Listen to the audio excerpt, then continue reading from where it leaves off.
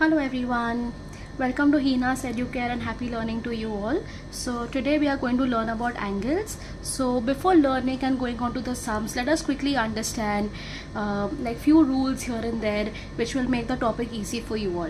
Okay, the first thing is vertically opposite angle. So what do we have to understand about vertically opposite angles? Do you see these vertically opposite angles? They actually form the letter X.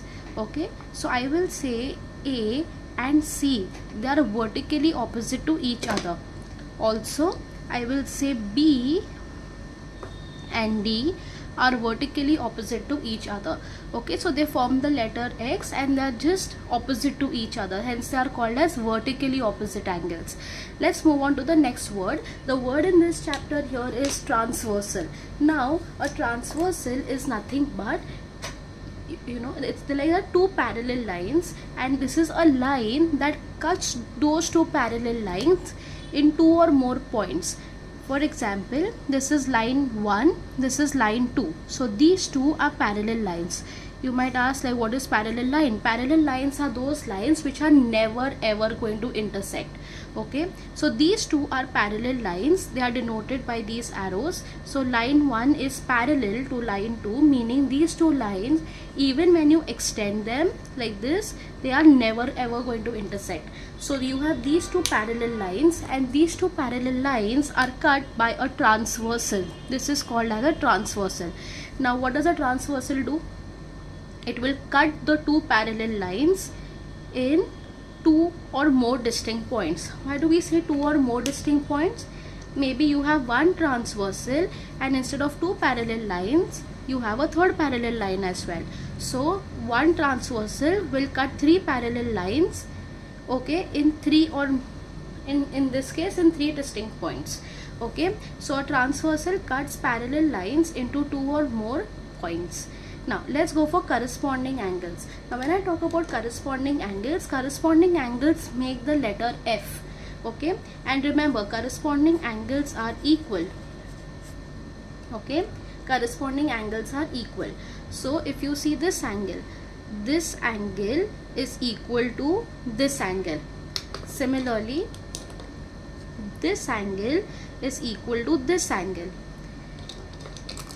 Next one, this angle is equal to this angle, and the last one, this angle is equal to this angle. So corresponding angles, okay, they form the letter F.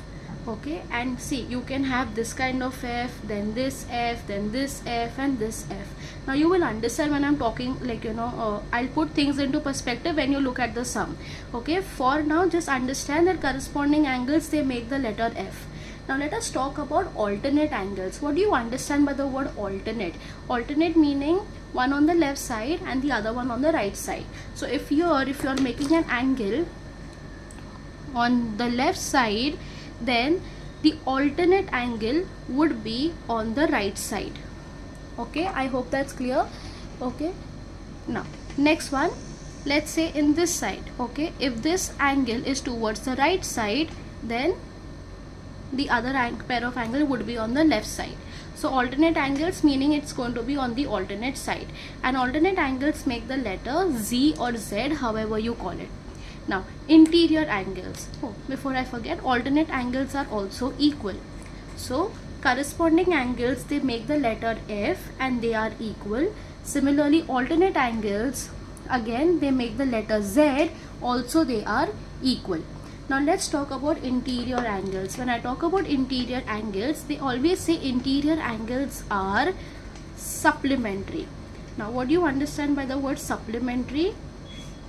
Meaning when you add two interior angles, you will get the answer as 180 degree. So interior angles are supplementary, meaning they are equivalent to 180 degree, and interior angles, they make the letter C. Okay, so let's say this angle and this angle. Okay, let's say angle A, angle B. So angle A plus angle B is equal to 180 degree. Okay, in the next one, I will say angle C, angle D. So angle C plus angle D is equal to 180 degree. Next one, again E and F, angle E plus angle F is equal to 180 degree. And the last one, G and H, angle G plus angle H is also equal to 180 degree. So what do we understand from this? That the interior angles are supplementary, meaning when you add them up you get 180 degrees. Okay, now before moving on to all of this, there's one more thing that I would want to tell you.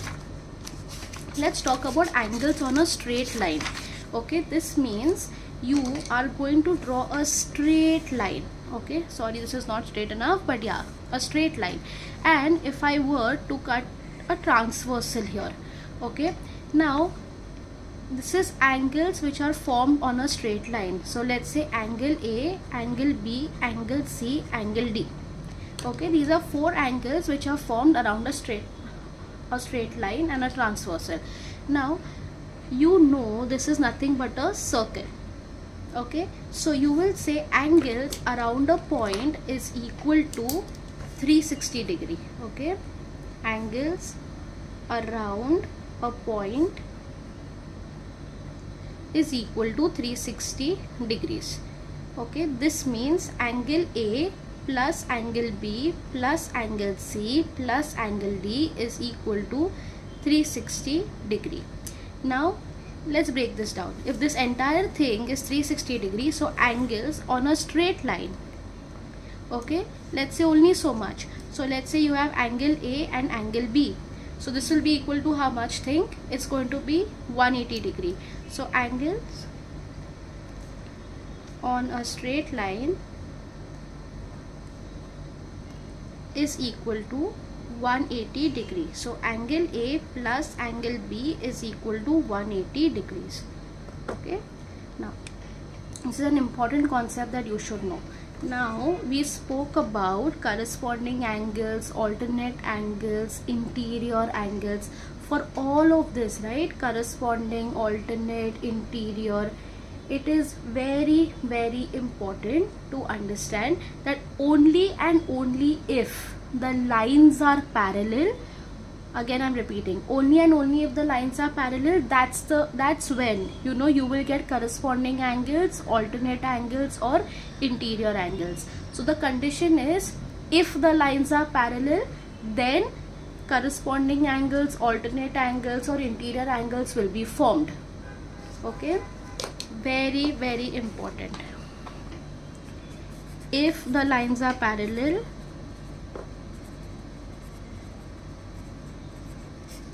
then corresponding angles, alternate angles and interior angles will be formed. If they are not parallel, then you cannot use any of this. Similarly, let's think about the other way around.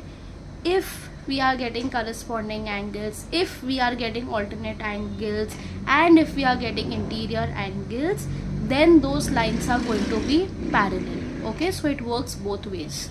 So you need to know this, very important.